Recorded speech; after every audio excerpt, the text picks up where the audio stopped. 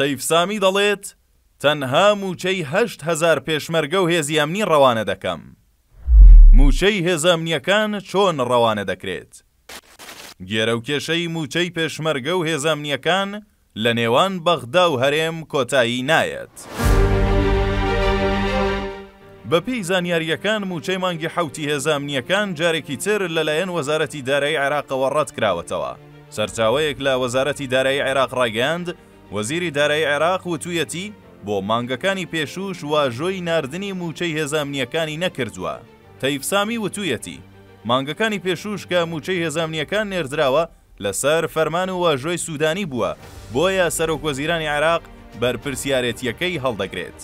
بەپێی زانیاریەکان بۆ موچەی مانگی حوتیش وەزیری دارایی وتوویەتی ئەگەر لەسەر بنەمای راپۆرتی دیوانی چاودێری دارایی عێراق بێت تەنها موچەی 8,000 کەس بۆ هێزە ئەمنیەکان دەنێرم، چونکە 8,000 موچەخۆری هێزە ئەمنیەکان ئەوەلیاتەکانیان بەپێی ڕێنماییەکانی بەشی ژمێریاری موچەی وەزارەتەکە بووە.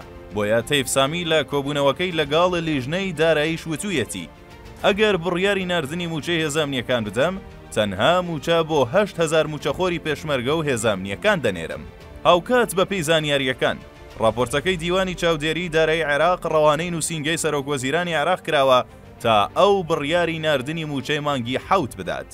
سەرچاوەکە دەشڵێت تەنها سوودانی دەتوانێت بڕیاری ناردنی بدات و چاوەڕێ دەکرێت ئەوەش بکەوێت تا هەفتەی داهاتوو. بەپێی زانیاریەکانیش هەفتەی داهاتوو عێراق خۆی دەست بە دابەشکردنی موچەی مانگی 8 دەکات و بەهۆی مەراسیمەکانی ئەربعینیەی شیعەکانەوە تەمویلی موچەی مانگی 8 پێش دەخات. تیوار زانیویەتی داوا لە حکومەتی هەرێم کراوە لیستی موچەی مانگی 8 بە زووترین کات ڕەوانە بکات، بەڵام حکومەتی هەرێم وتوویەتی تا موچەی مانگی 7 ڕەوانە نەکرێت ناتوانن لیستی موچەی مانگی 8 بۆ بەغدا بنێرن.